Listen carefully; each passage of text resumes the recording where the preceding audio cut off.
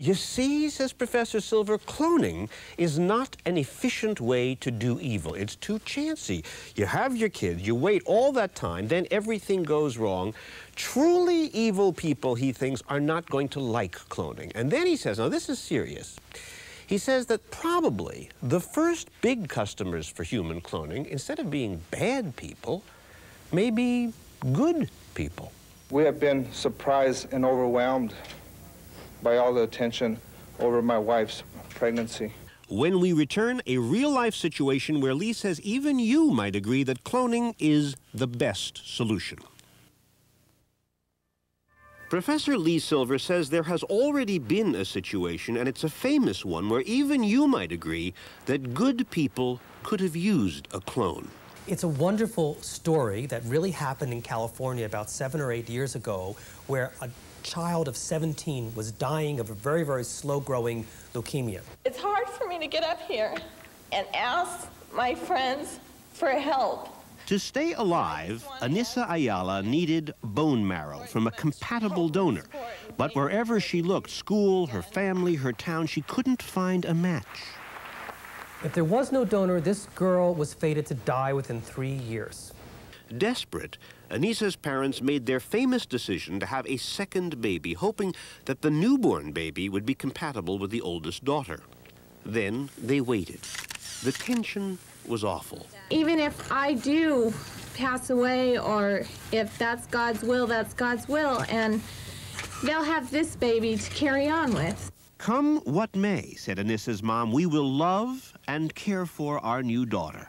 And in 1990, baby Marissa was born. And miraculously, the baby was compatible with the older daughter. Did you ever know that you're my hero?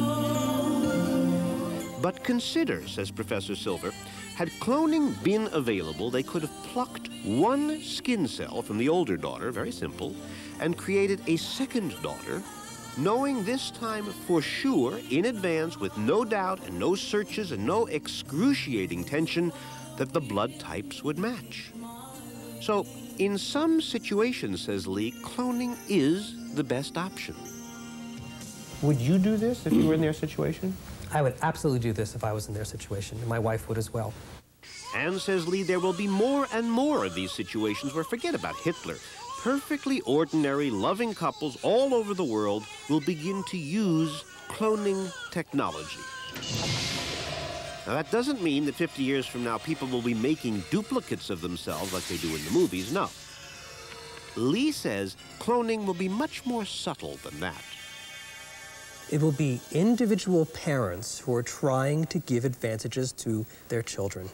Ordinary, loving Ordinary, people. Very much loving parents, because what every normal parent does is he or she wants to advantage their children.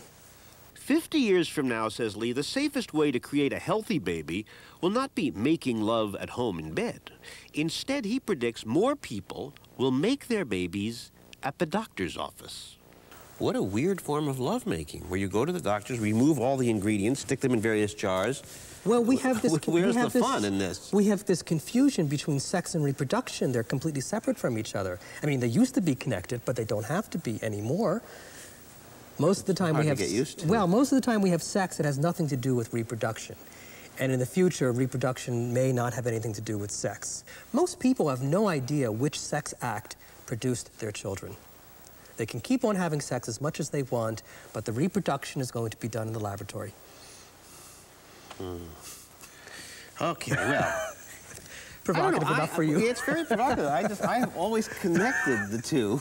I was a little confused. So what happens at the laboratory?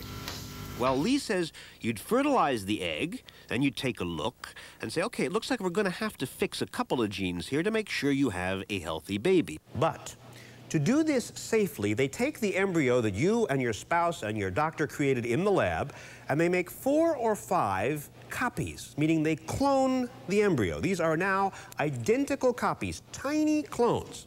Then they make the repairs in each embryo, and they pick the very best one, the one where the repairs are perfect. They put this one back into mom.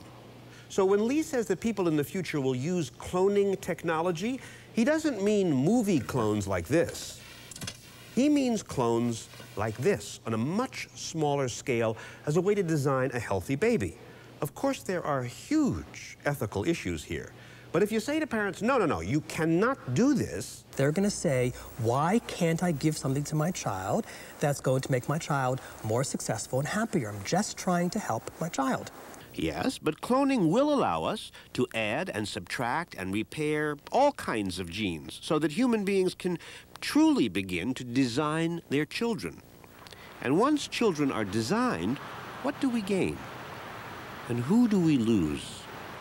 I think what is great about people and about the United States and people in general is that it's a melting pot and everyone is different. And I think if all of a sudden you're talking about everyone, you're making people the same, or at least having that potential to making people the same, I don't like the whole idea of it. It's a little bit scary to me. It's probably the very thing that bothers a lot of us, as well it should.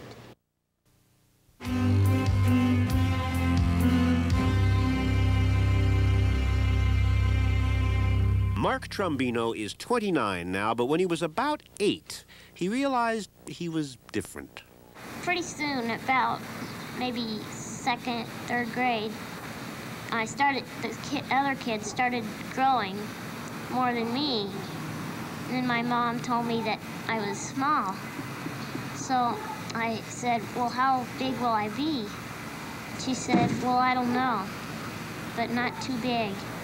Most dwarves are genetic accidents. 2 average-sized people have a baby, but because of an error in the DNA, the baby is born and remains a dwarf.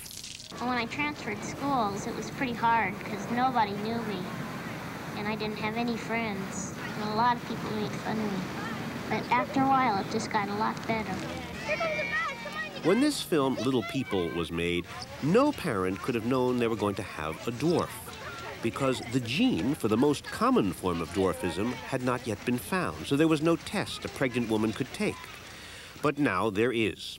Dr. John Wasmuth discovered the gene in 1994. I want to find out about this. What?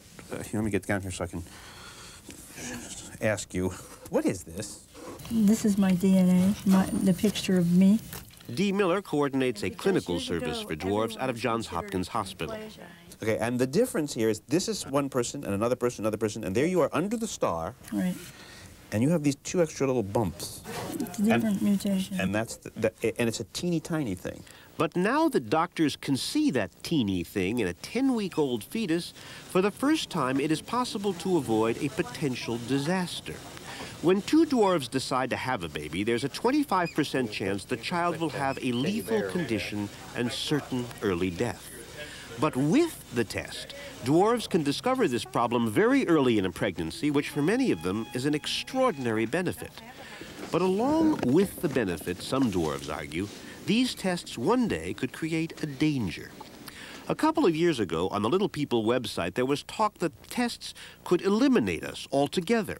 They talk about wiping out dwarfism, the genocide of little people. I keep hearing, says one, let's rid ourselves of this burden. This burden is my life. That wasn't so bad, was it? The fear is that once prenatal testing becomes available, parents will want to screen for all kinds of conditions. And suppose Mark's parents had known they were going to get a dwarf. Would they have gone ahead with the pregnancy?